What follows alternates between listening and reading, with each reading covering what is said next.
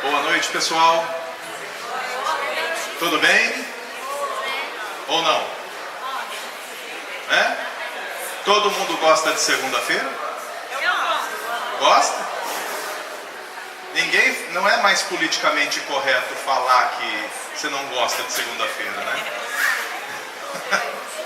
Bem, é um prazer estar aqui de novo no ciclo de palestras Viva o Presente. Eu gostaria, antes de desenvolver qualquer assunto, de contar uma historinha e, claro, ter o prazer de estragar um filme para vocês. Tá? Existe um filme chamado, pouco conhecido, pouco assistido, e já é uma regravação, é um remake de um filme originalmente chamado Time Machine, ou seja, A Máquina do Tempo. Essa regravação é de 2002. Eu assisti apenas a regravação e é nela que tem a mensagem que eu quero transmitir a vocês. Um cientista chamado Alexander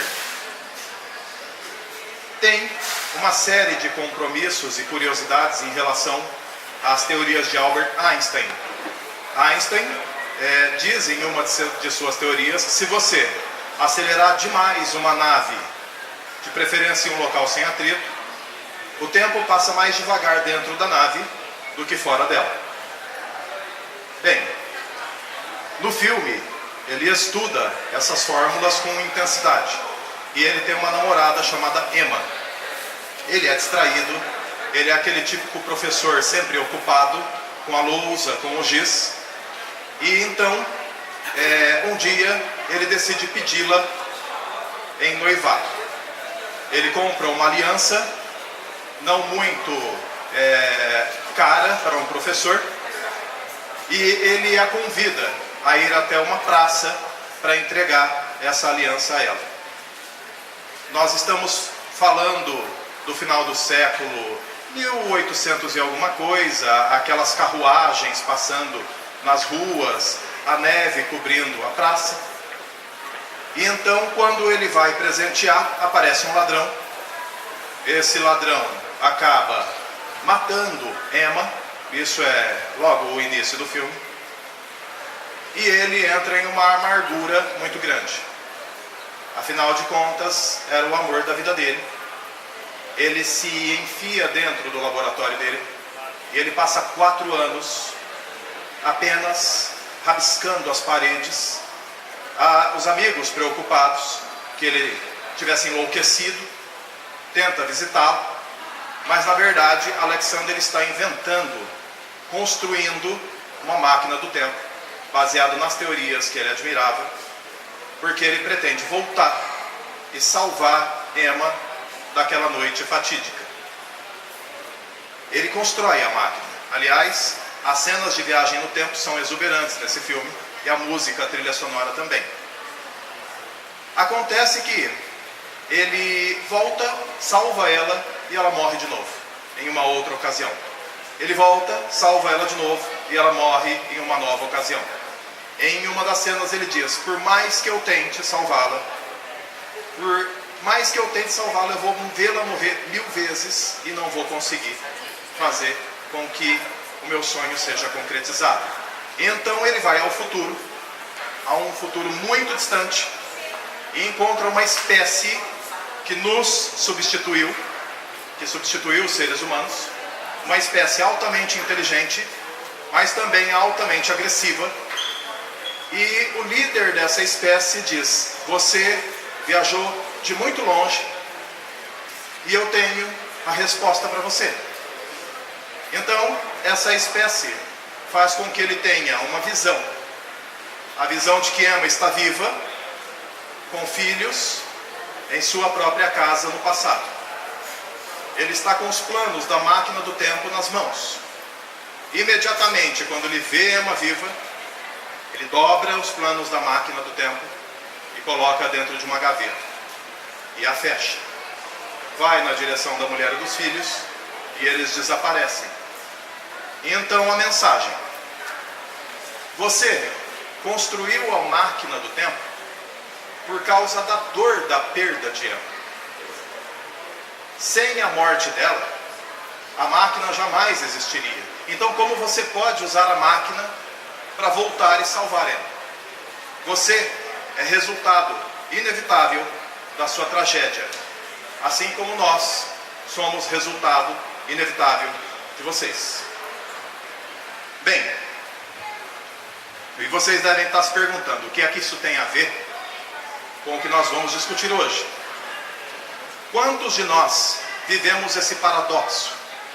Quantos de nós nos prendemos à dor de uma perda e deixamos de viver o presente, deixamos de construir o futuro? Quantos de nós tememos o futuro e deixamos também de viver o presente e, consequentemente, ficamos sem passado, ficamos sem futuro? Imagine que o passado, o presente e o futuro não sejam divisões iguais. Na verdade, é muito mais parecido com um vídeo de YouTube do que nós pensamos. Se você olha para um vídeo de YouTube, você tem uma linha do tempo e uma bolinha que se mexe ali. A bolinha é você. O presente. O presente é tudo que você tem. O presente, esse exato momento. Esse momento em que todos estão concentrados, prestando atenção em minhas palavras. Isso é tudo que vocês têm. E se vocês pararem para pensar agora, nesse exato momento, vocês não têm grandes problemas. Se você viver esse momento, você não tem grandes ameaças, nem do futuro e nem do passado. Porque nesse momento, você pode fazer aquilo que você quiser para melhorar a sua vida, para caminhar em direção a um futuro melhor ou pior. Quando os pacientes me procuram, geralmente eles não estão no presente.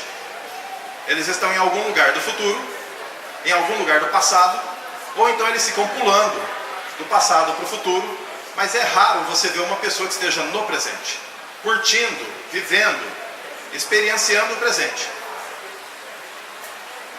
É claro que a gente também, nós não podemos ser hipócritas e dizer que, por exemplo, planejar o futuro não seria viver o presente. Veja só, se lembrar do passado como aprendizagem, como habilidades que você pode desenvolver agora e no seu futuro, isso é viver o presente.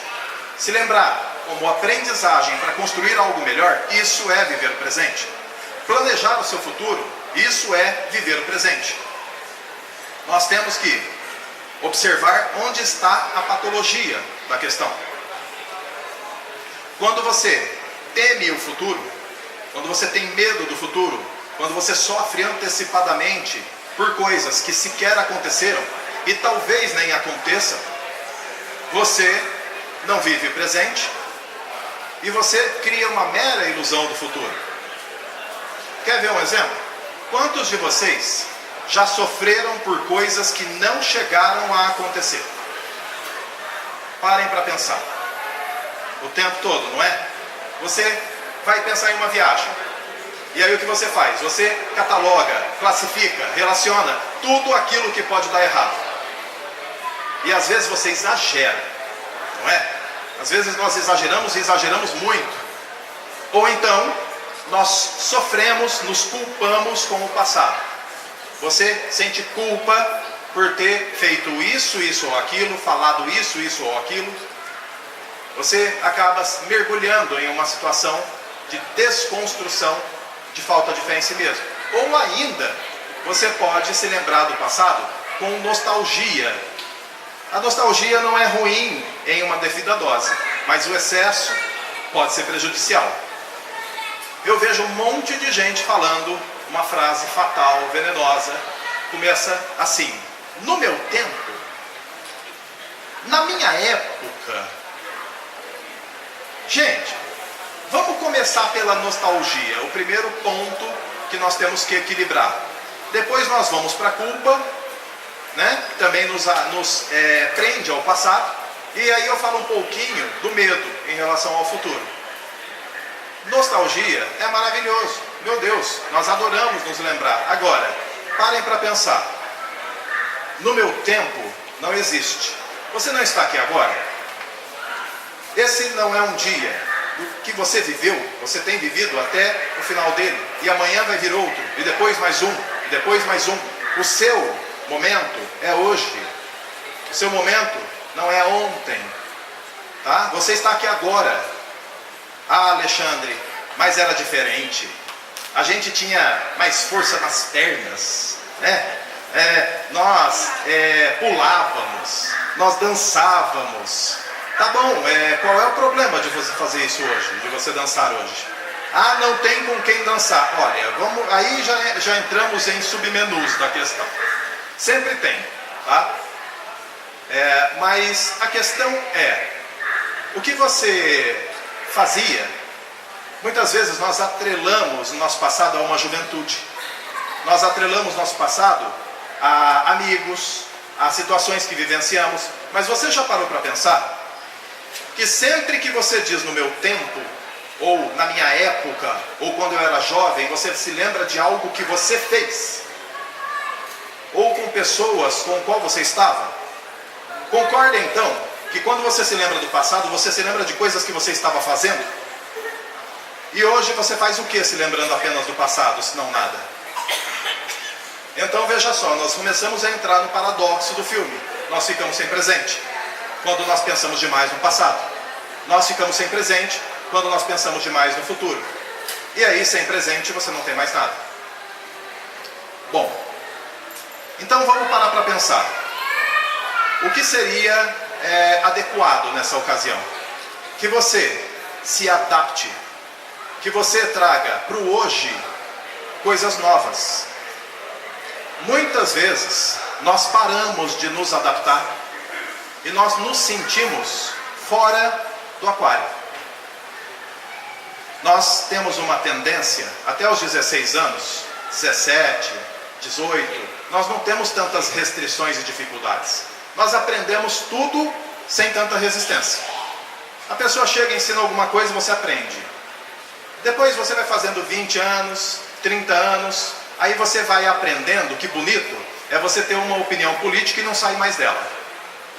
Bonito é você ter uma opinião formada e não abrir mão mais dela. Porque hoje em dia é muito melhor que você pareça sempre certo, que você pareça sempre sólido.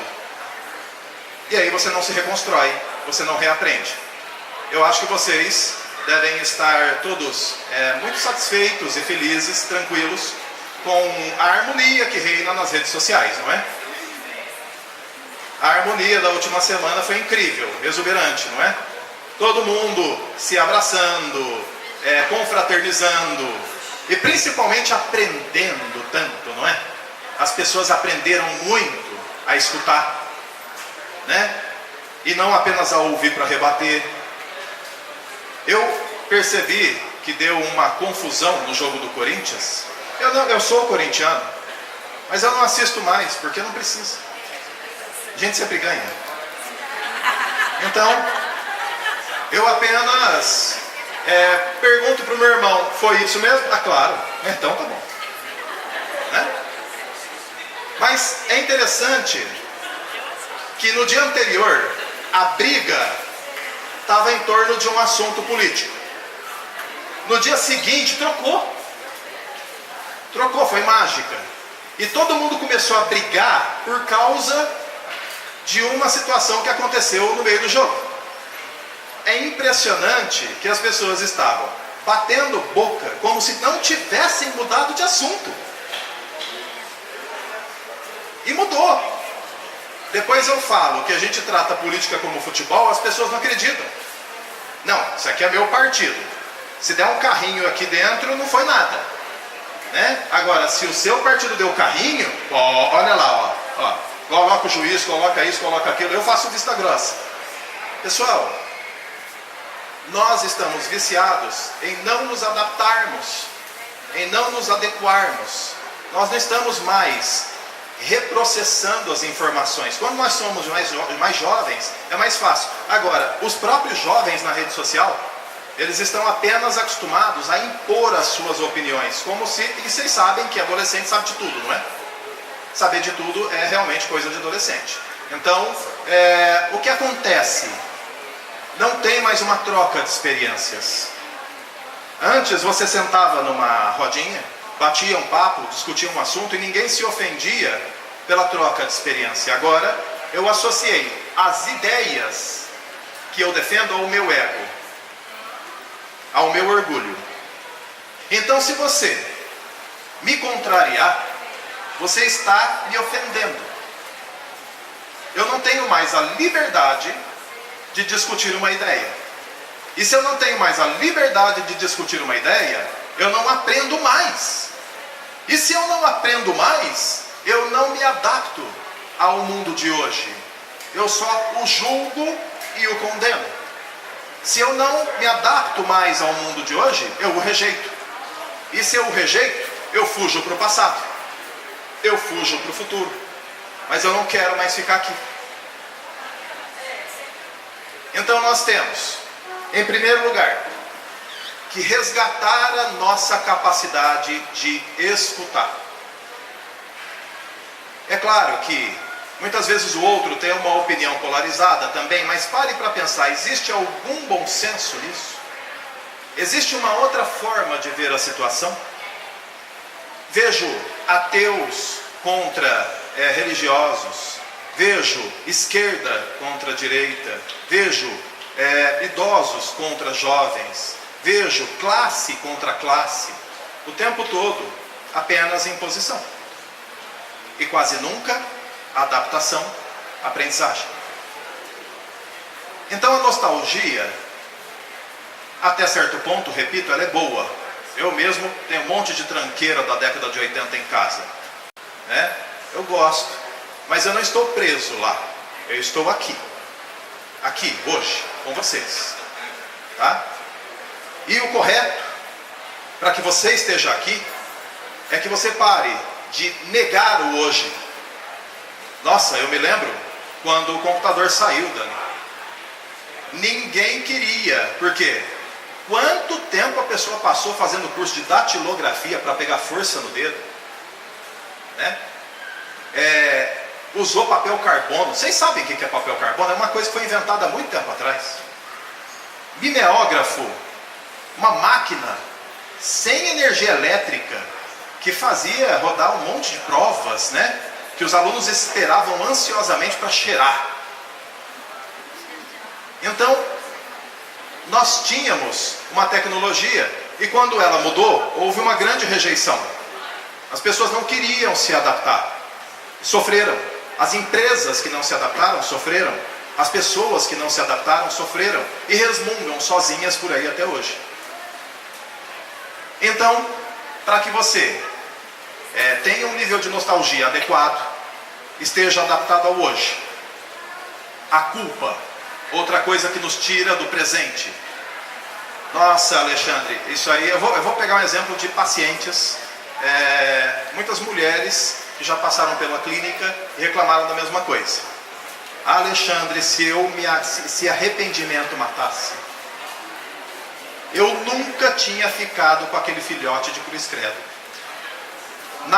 Aquele namorado só me fez mal, ele só me fez sofrer. Meu Deus, por que eu fui entrar nisso?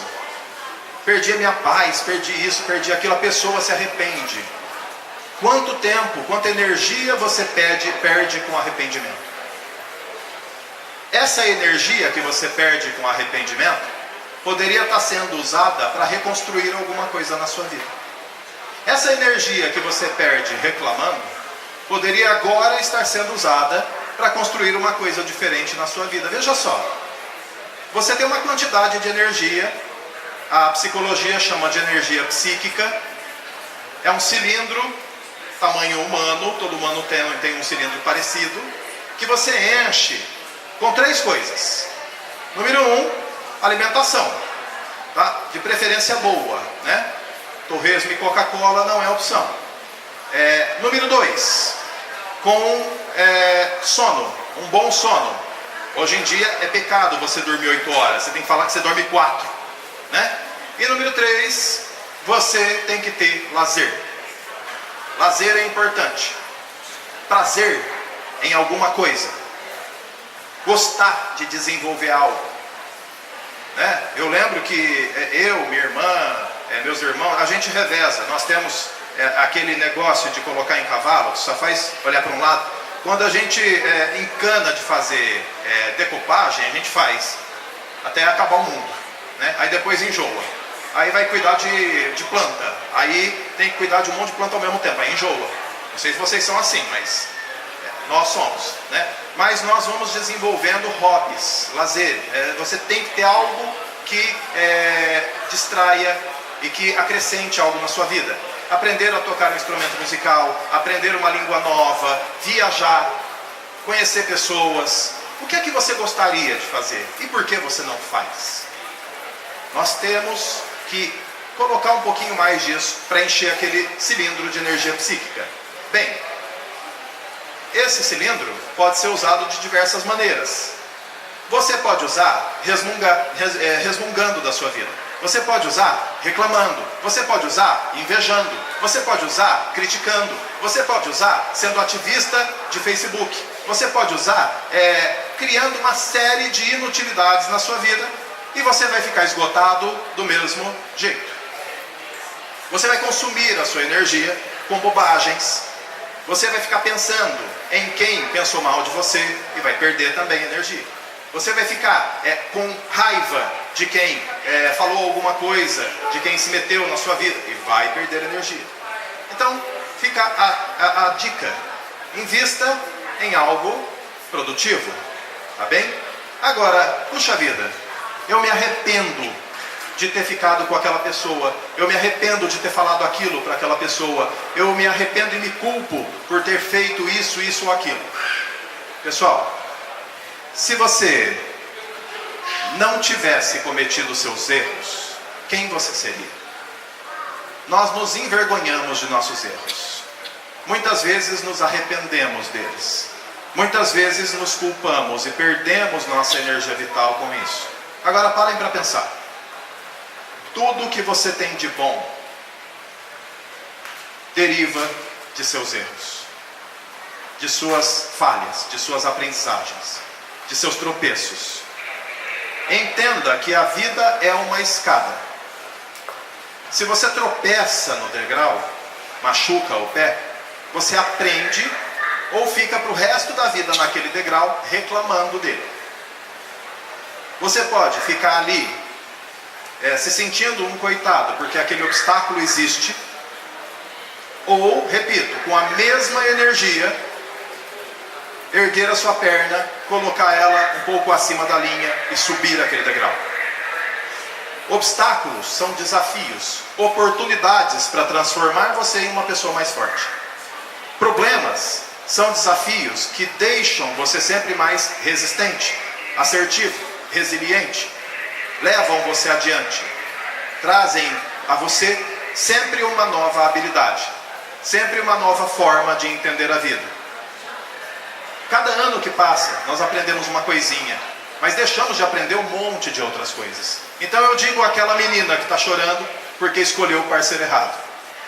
Se você pudesse entrar em uma máquina do tempo, e se você pudesse voltar no tempo e impedir que você conhecesse aquela pessoa, você faria isso? Aí a pessoa já fica, eu faria, eu não conheço, eu faria o possível para não conhecer. Ótimo, beleza. Agora tenha em mente uma coisa: se você tirar essa pessoa da sua vida, não vai aprender tudo o que você aprendeu, mesmo que tenha sido uma experiência ruim. Você não aprendeu alguma coisa? Você não aprendeu que aquele tipo de pessoa não presta? Que aquele tipo de pessoa dá trabalho? Se você não tivesse tido essa experiência, qual seria a chance de você errar de novo? Não adianta. Se você volta no tempo e anula aquele sofrimento, você erra de novo, e de novo, e de novo. Então é melhor você olhar os seus erros, suas dificuldades, em um tom de agradecimento e aprendizagem, porque essa é a única maneira de impedir que essas falhas se repitam. Fazendo uma leitura, fazendo aquela aprendizagem que na verdade vai criar uma imunidade na sua vida. Então eu conheço, tenho pacientes que, por exemplo, já me disseram assim: Eu fui no barzinho, a gente foi no barzinho, né? Nós estávamos as meninas todas juntas. Aí um rapaz olhou, veio. Em 2 dias eu percebi que ele era igualzinho o meu ex. Aí eu já dei um tchau nele. Tá vendo? E se não tivesse percebido? Então, aí é que está a graça da coisa. Você não tem que se arrepender dos seus erros e nem se sentir culpada em relação a eles. Você tem que aproveitar a oportunidade de ter errado e não errar mais. A pessoa que não aprende com os erros, erra 1000 vezes. A pessoa que aprende, não erra mais. A pessoa que não sabe onde está indo, está perdida, ela vai ficar perdida o dia inteiro se ela não perguntar para alguém, né? E se perguntar para a pessoa que também não sabe, vai ficar perdida do mesmo jeito. Mas o ideal é que você aprenda com seus erros, e o ideal é que você entenda que fazendo isso, você constrói o seu presente, você consegue se readaptar, se remodelar e criar novas oportunidades na sua vida. Agora, deixa eu fazer uma pergunta honesta aqui, então resposta também honesta, tá bem? Quem acha aqui que é ansioso? Levante a mão. 1, 2, 3, 4, 5, tem pouca gente, né? Pouca gente. Pois é. Nós falamos muito de ansiedade como se hoje ela fosse um bichinho de estimação. É bonitinho você ter ansiedade. Na verdade, a ansiedade é um transtorno. E ela causa grande dose de sofrimento. Nós deixamos de construir mesmo nosso presente quando nós nos sentimos inferiores aos outros. E acreditem, nossas famílias, muitas vezes as crenças modeladoras no começo de nossa vida, elas são excelentes ferramentas para fazer você se sentir inferior. Eu acho também que uma das coisas que tem contribuído para você se sentir pequeno hoje é a comunicação. Não que a comunicação seja ruim, ela globalizou, nós alcançamos hoje o mundo todo. Mas sei lá, quando você estava lá na Idade Média, e você era, sei lá, filho do ferreiro, e tinha mais 13 crianças na vida, o seu nível de comparação era menor. E a sua sensação de utilidade era maior. Depois, a coisa foi inflando. Hoje, um adolescente, quando ele vai se comparar a outros numa prova do Enem, ele se compara a milhares. Isso aumenta a sensação de insignificância. O adolescente se sente um grãozinho de areia. Então, é claro que a comunicação nos uniu, mas ao mesmo tempo aumentou muito o nível de comparação. Então, você sempre tem a sensação de que tem um mar infinito de pessoas melhores do que você. E aí você fica pensando, qual é a importância, a minha importância no mundo? Mas, basicamente, o transtorno de ansiedade é um mecanismo de defesa desregulado. Nós temos um mecanismo de defesa que prevê situações de risco. E isso nos impede de cometer muita bobagem, de cometer muito erro. Agora, quando nós nos sentimos menores, inferiores ao resto do mundo, nós nos sentimos muito mais ameaçados por esse mundo. Nós nos sentimos o tempo todo em risco. E isso cria uma série de reações físicas desconfortáveis. A adrenalina está sendo constantemente liberada na corrente sanguínea. O batimento cardíaco está sempre descompassado. Você tem várias elevações de pressão arterial. A vasoconstrição acontece com mais frequência. Você hiperventila, respira mais rápido que o normal, fica tonto, às vezes perde o equilíbrio e acha que está entrando em colapso. Esse é o famoso ataque de pânico. Mas basicamente, além desses efeitos, existe também a sensação de inferioridade, de ser menor, pior do que todos os outros, ou grande parte das pessoas. E isso leva a uma autossabotagem, a um processo que faz você perder completamente seus planos, sua vida, seu presente. Eu sempre digo que ter medo leva você a sempre o objeto do medo. Quer ver um exemplo? Sei lá, vamos imaginar que um rapaz tem uma autoestima baixa, ou seja, ele não gosta de si mesmo, ele acha que tem um monte de cara melhor do que ele. Quase todos os caras, ou grande parte dos caras do mundo, são melhores do que ele. É um conceito que ele tem, desenvolvido na infância, né, de não ser grande coisa. E aí ele começa a namorar uma menina. E aí ele pensa, puxa, essa menina é muito bonita. E ela é inteligente. Bom, se essa menina é inteligente, ela vai perceber que tem um monte de cara melhor do que eu. Ele pega o conteúdo dele e ele projeta na menina. Então veja só, se ela é esperta, se ela tem bom senso, se ela tem discernimento, ora, é uma questão de tempo até ela perceber que tem um monte de cara melhor do que eu. E agora não é mais uma questão de se ela vai me deixar, mas sim quando ela vai me deixar. Ela vai me deixar assim que ela perceber que isso é um fato, na cabeça dele, claro. E aí, com medo de que ela o deixe, ele começa a se tornar possessivo. Ele começa a fiscalizar ela. Ele começa a ficar cada vez mais ciumento. Com medo de que ela descubra um outro rapaz, afinal tem tantos melhores do que ele vai se desequilibrando. Ele vai ficando cada vez mais instável. Ele vai questionando onde ela estava, tirando a liberdade dela. Ele vai ficando cada vez mais sombrio, cada vez mais irritado. E aí chega uma hora em que essa menina não consegue mais ter uma relação bacana, saudável, agradável, e fala, olha, acho melhor a gente terminar. E termina. E agora ele perde ela. Vejam, por que esse rapaz do nosso exemplo perdeu essa menina? Ele perdeu essa menina porque ele tinha medo de perder. O medo de perder levou ele à perda. Ele se desequilibrou através do medo. E ele passou a desconstruir aquilo que ele mais queria. Então o medo do futuro faz você desconstruir o seu futuro. Eu atendi vários casos de pessoas que falavam, Alexandre, eu tenho uma viagem para fazer maravilhosa. Eu estou me destruindo. Eu estou imaginando tudo que pode dar errado.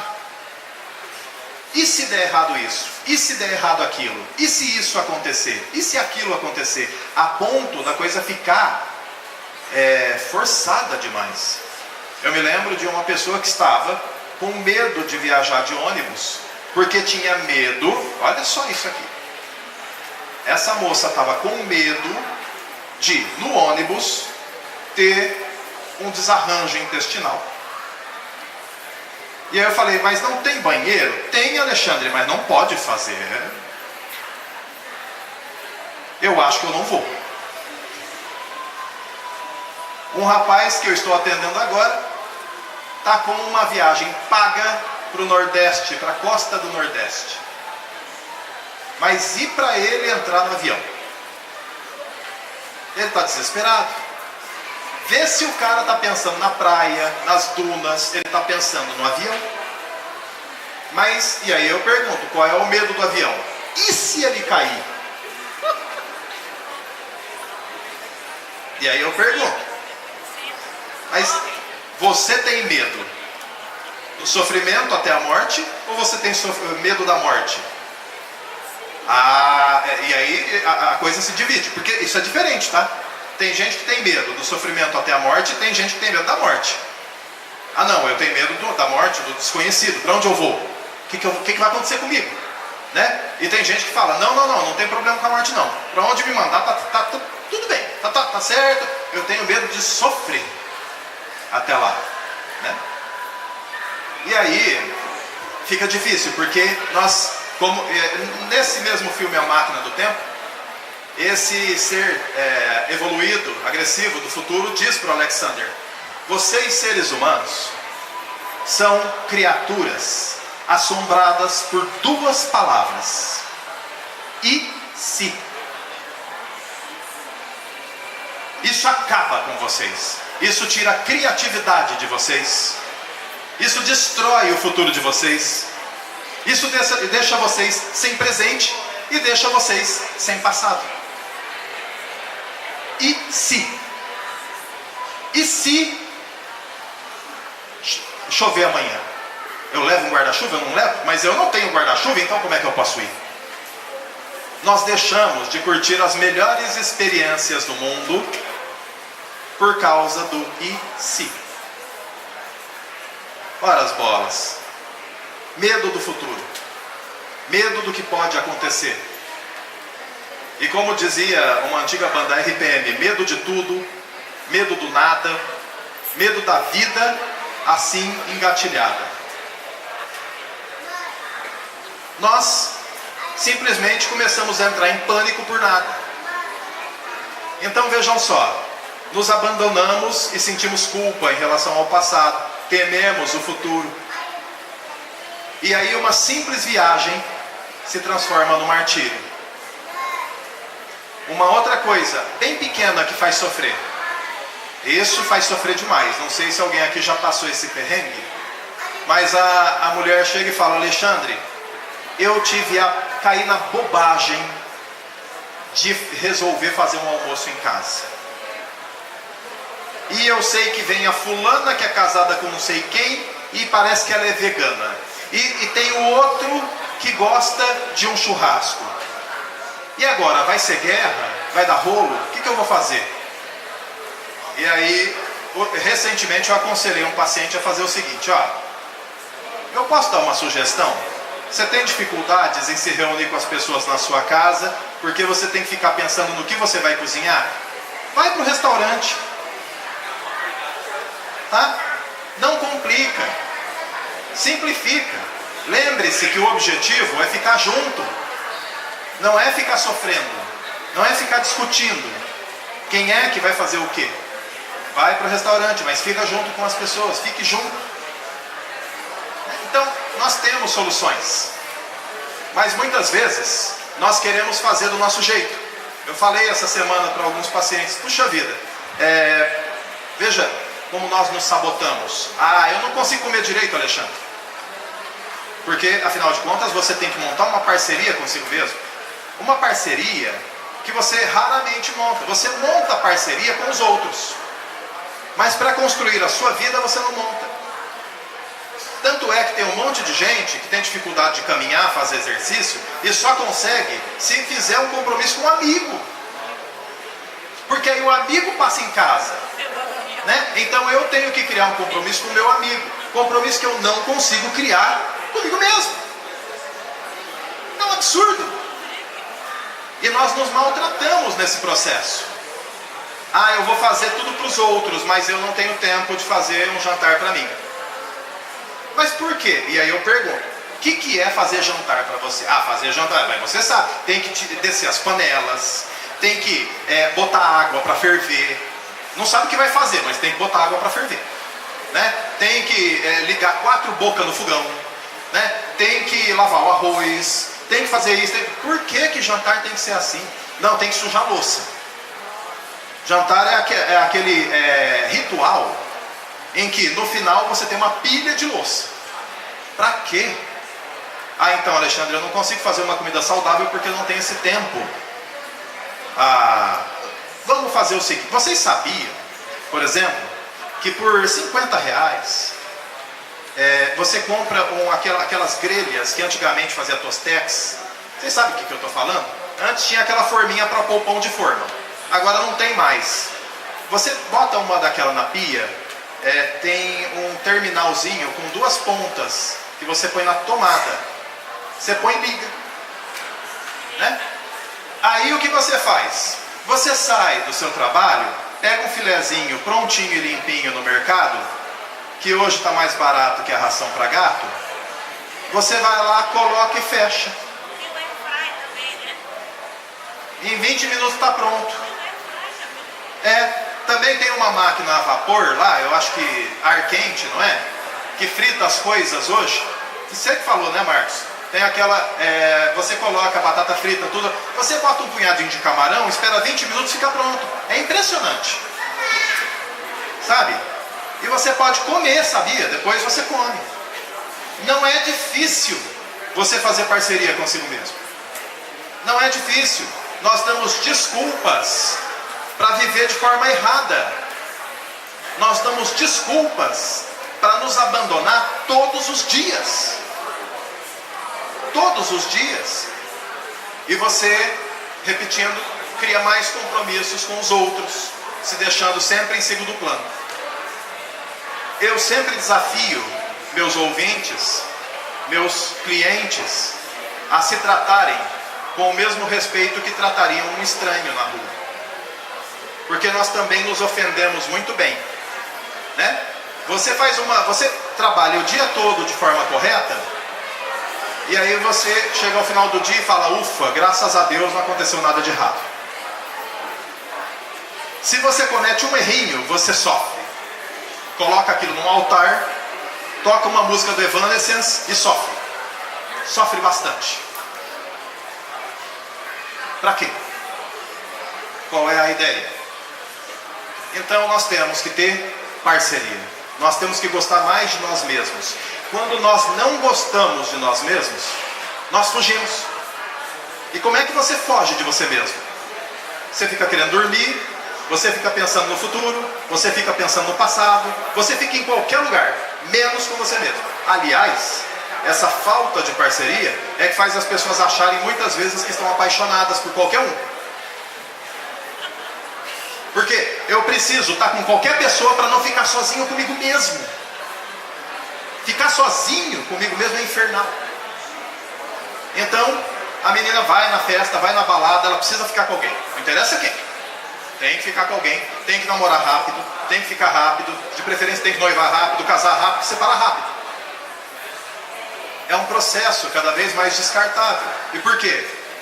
Porque a sua felicidade, como em vários ciclos que nós já fizemos aqui, e já dito por vários profissionais, a sua felicidade só pode ser conquistada e desenvolvida por você.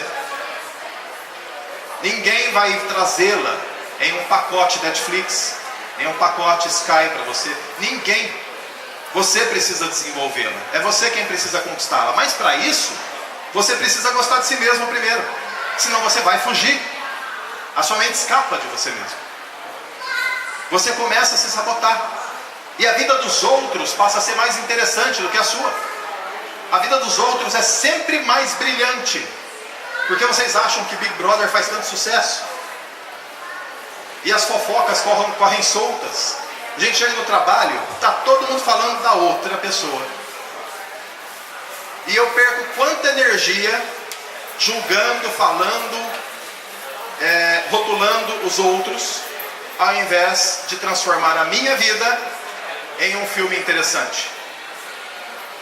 Deixar de viver o presente é viver de reprise. Vocês já assistiram a Lagoa Azul? Quantas vezes? 100. É a mesma coisa. Não construir um roteiro novo, não construir um enredo novo na sua vida, é assistir a Lagoa Azul para sempre, ou ouvir a mesma música para sempre. E isso é angustiante. Isso nos exaure, isso acaba com as nossas forças. Nós acabamos vivendo como telespectador de um filme sem artista e sem roteiro. Você é o único que pode atuar na sua peça. Ninguém vai salvar você. E não espere que a vida te traga flores. Eu, em meu trabalho, desenvolvo uma psicologia clínica diferente das que eu vi, das que eu também aprendi. Meu método é diferenciado. Eu criei um método mais específico, particular. Ah, mas por quê? Porque eu queria achar um profissional como eu, na época, que falasse claramente comigo, com mais honestidade, com mais simplicidade, sem rodeios. Eu desenvolvi a linguagem que eu não encontrei na minha carreira. Eu desenvolvi o método que eu não encontrei na minha carreira. Eu estou sendo, para o mundo, aquilo que eu gostaria de encontrar no mundo. Muitos de nós ficamos esperando o mundo se abrir para nós, trazer nossos troféus. Não vai acontecer. Você acha que falta alguma coisa de legal na vida? Crie você. O que faz o Marcos, a Soraya, o Rio Preto Shopping? Eles criam esse tipo de evento para vocês, para nós, para que nós possamos aprender. Eles poderiam fazer o que todo mundo faz. Eles poderiam ficar resmungando numa mesa, reclamando que ninguém toma a iniciativa de levar o conhecimento adiante. Não poderiam? Poderiam, mas não. Eles são a mudança que eles gostariam de encontrar no mundo. Então, seja você também. O que é que falta fazer? Eu sempre vejo muita gente reclamando da postura das pessoas. Eu me lembro de um amigo que dizia, inclusive envolvido com política, ele dizia: todo mundo, Alexandre, só vira as costas para todo mundo nesse mundo. Eu estou cansado das pessoas virando as costas para mim. E aí eu disse a ele: o que você está fazendo? Eu quero mais é que se dane. Eu quero mais é que todo mundo se exploda. Sabe o que acontece com uma pessoa que se torna o objeto do próprio ódio? Ela se abandona. Ela sai do presente. Ela se refugia nas ilusões, que ela vai chamar de futuro. Ela se refugia nas memórias do passado. Mas ela passa a não gostar de si mesma, a não se aguentar mais. Então, o que é que você vai fazer de diferente a partir de amanhã? A partir de hoje? O que você vai fazer com o seu presente? Construa um futuro melhor para você e um futuro melhor para aquelas pessoas que você ama. E ainda usando o mesmo filme, A Máquina do Tempo, o Jeremy Irons, que é essa criatura que conversa com Alexander no futuro, pega um relógio, entrega para ele e diz na partida: todos nós temos nossas máquinas do tempo. As que nos levam ao futuro são nossos sonhos. As que nos levam ao passado são nossas memórias. Nós temos então que usar as nossas memórias, nossas aprendizagens, para moldar o presente e construir um futuro melhor para cada um de nós. O presente, esse momento, repito, é tudo que você tem. O presente é um presente para você. E agora, citando mais um filme sobre tempo, De Volta para o Futuro, isso da minha época, tá? De Volta para o Futuro, parte 3, quando o Dr. Emmett Brown estaciona uma locomotiva que desloca no tempo, e o Martin e a Jennifer conversam com ele. O Dr. Brown diz uma coisa muito interessante: o futuro não está escrito. O futuro é aquilo que você fizer dele. Então, faça direito. O seu futuro depende de agora, do que você vai fazer daqui a pouco. O futuro não depende, se você quiser um futuro de construção, que você passe o resto da sua vida observando redes sociais, sendo que nesse tempo você poderia estar lendo alguma coisa, aprendendo alguma coisa, repaginando o seu formato, se adequando, se remodelando, se reinventando. Todas as pessoas que se abandonaram ficaram no passado. Só temos uma casca aqui hoje que resmunga, porque tempos áureos, tempos belos já se foram. Ah, mas o mundo está muito difícil. Não está. O mundo sempre foi difícil. Ah, mas é diferente hoje. Não é verdade. Estava conversando outro dia com o Marcos, ele falou da Revolução Francesa. Sangue que não acabava mais. Idade Média, trevas, perseguição, morte. Acreditem, o mundo não está pior. Pelo contrário, nunca tivemos tanta oportunidade de sermos qualquer coisa de aprendermos qualquer coisa como nós temos agora. Nós nunca tivemos tanto acesso à informação que já foi escondida, velada, tirada da população. Nunca tivemos tanto acesso à informação. E agora que nós temos tudo isso nas nossas mãos, a mesa, a toalha, o prato, a faca, o queijo na mão, nós resmungamos. E nós queremos que a vida se abra como uma flor automaticamente para nós, para que depois nós recebamos os louros e os frutos de tudo isso como se nós tivéssemos conquistado. Então, pessoal, eu sempre digo que não há nada de bom, nada de mal.